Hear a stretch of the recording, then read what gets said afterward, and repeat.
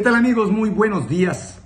Como cada semana, su servidor y amigo Eduardo Casillas les saluda en otra edición más de La Sabatina. En esta ocasión quiero tocar un tema, como lo dice el nombre, de el poder. El poder, que es este término tan especial en donde cientos de escritores, de psicólogos sociales, de muchísima gente ha estudiado lo que es este tan importante término que es el del poder. El poder. Se dice que es poderoso, o quien tiene el poder, aquel que tiene la facultad para hacer y para no hacer.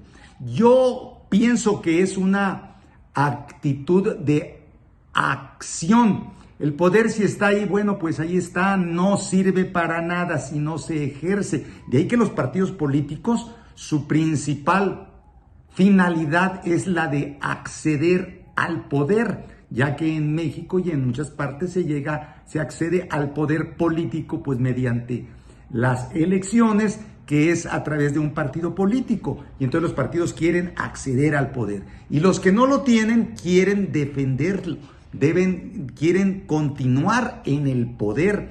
O sea, esta situación tan interesante que es la del poder.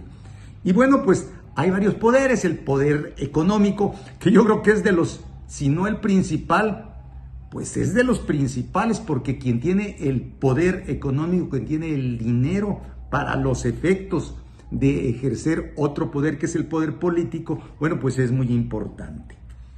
Y bueno, pues en la historia nosotros podemos encontrar pues a mucha gente que ha platicado de ellos, pero cuando hablamos de política no podemos dejar de lado a uno de los más grandes filósofos de la historia de la Ilustración. Mi estimadísimo y queridísimo autor Norberto Bobbio, precisamente en su libro, que no me canso de leerlo, que es La teoría de las formas de gobierno en la historia del pensamiento político, justamente cuando habla, entre otros muchos autores, de Montesquieu, Charles Louis de Secodan, señor de la Brédé y barón de Montesquieu. Este señor tan interesante, entre sus principales obras pues tiene precisamente la que se llama El espíritu de las leyes.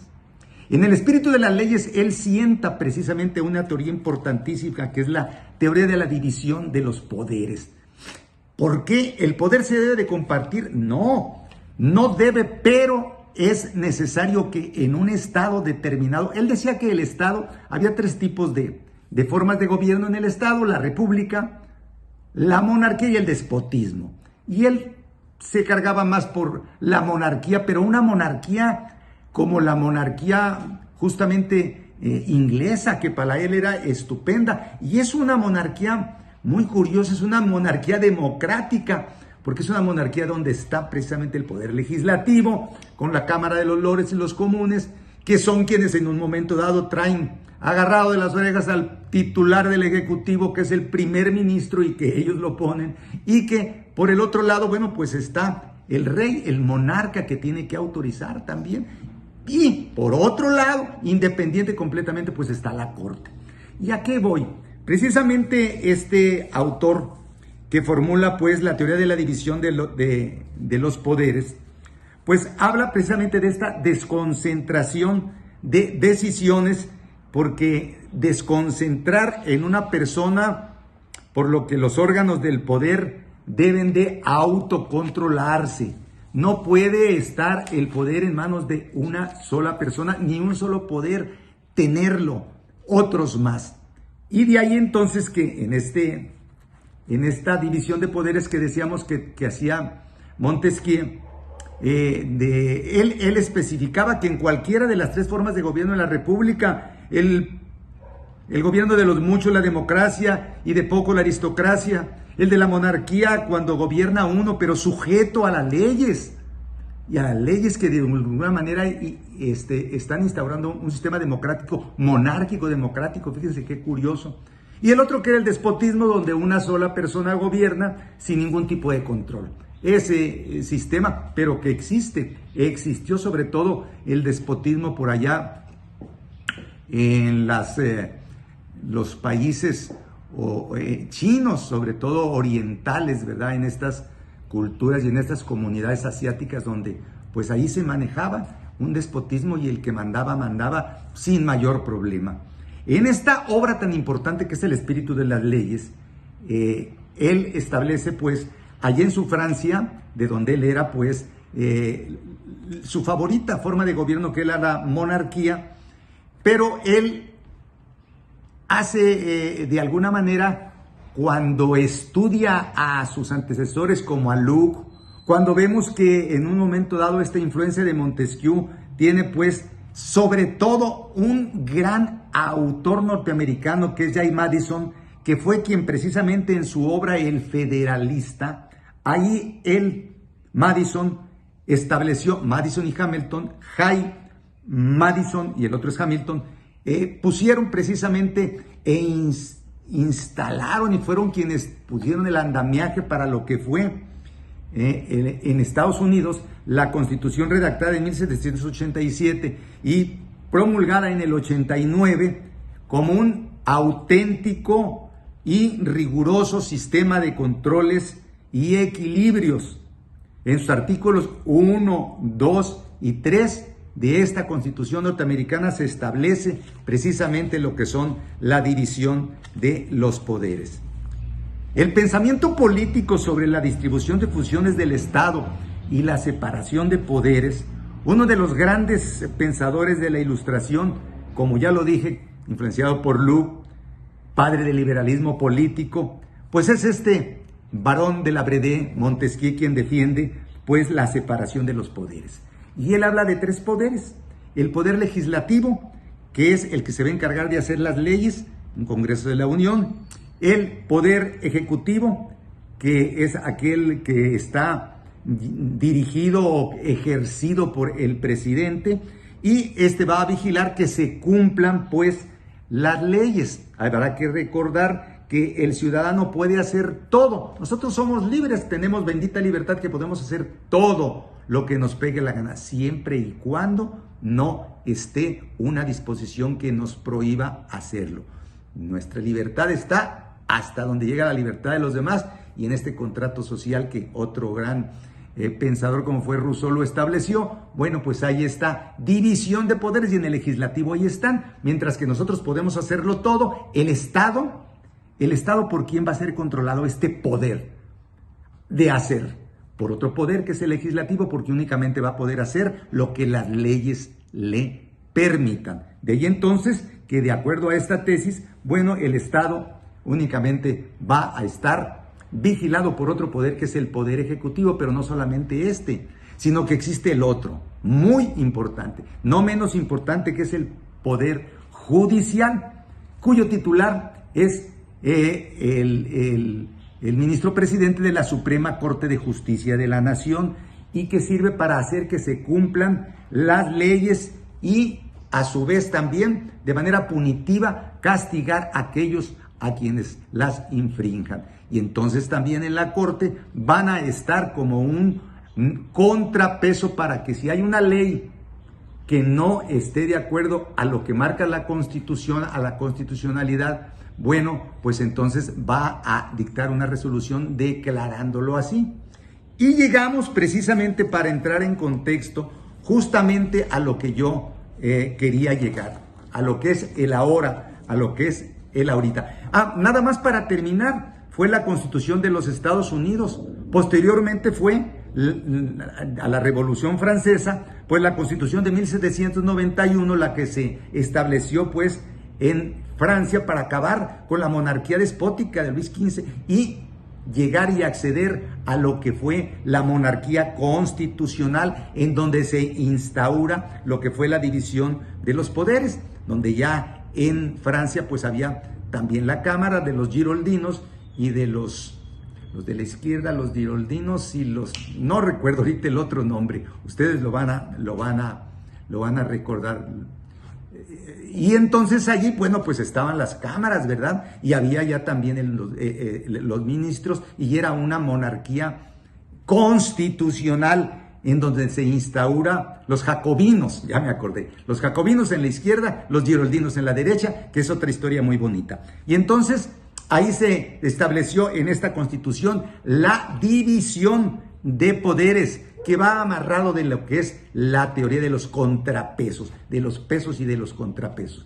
Y llegamos a lo que nos interesa, llegamos a México. Nosotros por allá en la de 1917, bueno, pues también se estableció en nuestra Carta Magna, nuestra ley de leyes, nuestra Biblia para todos los abogados sobre todo, y para todos los mexicanos, porque la tenemos que respetar como la Biblia jurídica, válganme el término, porque la Biblia tiene un contenido moral, pero la Constitución tiene un contenido jurídico, sustentada precisamente en principios éticos y en principios morales, pero ese sería otro tema.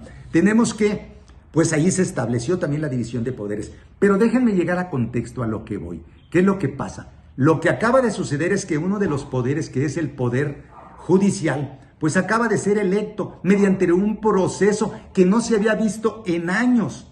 Y entonces los ministros de la Corte, resulta que 11, mientras que para elegir a los titulares del legislativo debe haber una elección donde participamos en forma directa o indirecta todos los ciudadanos con nuestro voto, directa porque vamos a votar e indirecta porque pues allá los tenemos de nuestros representantes, a los del Poder Legislativo. Cuando nosotros los ciudadanos y el pueblo votamos para elegir al titular del Ejecutivo, pues con los del presidente de la Corte no tenemos nosotros la posibilidad de hacerlo. Por ejemplo, en los Estados Unidos, pues allá se vota por los jueces, por los magistrados, por los fiscales. Todos quienes van a participar en los poderes son electos por el pueblo, por los ciudadanos. Aquí no, aquí 11 se reúnen y entre ellos se ponen de acuerdo las votaciones. Ahora tú sigues, ahora sigo yo, ahora voy para acá, ahora tú llegas. Y así suceden las cosas. Pero anteriormente el Ejecutivo era el que los nombraba, él decía va este y va el otro. Como sucede aquí en el estado de Jalisco, bueno, pues aquí que van a hacer caso los magistrados de ver a quién, el presidente lo pone el gobernador y va, porque es el titular del Ejecutivo y del Legislativo y del Judicial. Aquí en Jalisco así están las cosas. Pero a nivel federal resulta de que se abrió el proceso y fue respetado. Esta apertura que se dio ha sido considerada porque no llegó una de los ministros con los que simpatizaba el presidente de la República, porque había tenido unas resoluciones favorables a los intereses del Estado, y entonces pues estaba de acuerdo con eso, no llegó, y esto lo consideran la oposición, vamos, como el gran triunfo de la democracia, como la gran derrota del presidente de la República. Esta mujer Pajés, que es una crítica acerba del sistema, estaba yo leyendo en su última columna, pues que se llama Una luz en la oscuridad. Háganme ustedes el favor. La Corte estaba, el Poder Judicial estaba a oscuras, estaba en tinieblas, y ya llegó la luz que va a alumbrar, y entonces sí, ya que esto va a funcionar. ¡Caramba! Todos sabemos cómo se manejan las cosas en la Corte. Cualquiera que de los abogados y que haya litigado tantito y que haya tenido la posibilidad de llevar un asunto en la Corte y aquí en los juzgados, pues sabemos cómo se manejan las cosas y cómo es uno de los poderes más corruptos que existen, que es el Poder Judicial en el que tuvimos que andar. Pero bueno, pues resulta de que es un triunfo, y una derrota del sistema. Cuando el presidente lo que hizo fue sacar por completo, tenía por supuesto un favorito, tenía una carta que le interesaba como lo tenían todos. Sin embargo, no llegó y no pasó nada. Creo yo que se dieron las cosas como se deben de dar. Creo yo que en un momento dado, qué bien, ya llegó por ahí históricamente, también para los aspectos de el empoderamiento de la mujer. Bueno, es históricamente la primera mujer que llega a la titularidad de la Corte. Empoderamiento que se está dando en todos los ámbitos y que bueno, pues así están las cosas. A lo mejor hasta tenemos próximamente una candidata a la presidencia de la República que tenés mujer y con posibilidades de llegar ahí. Pero ese será ya otro tema, el del empoderamiento femenino. El tema de hoy fue precisamente el poder y sobre todo la división de los poderes. Ya me extendí un poquito, mis amigos, espero que haya sido de su interés mi comentario. Es mi comentario personal, es lo que yo pienso, es lo que yo opino. Su opinión, como siempre, muy respetable y muy respetada. Muchas gracias por su atención.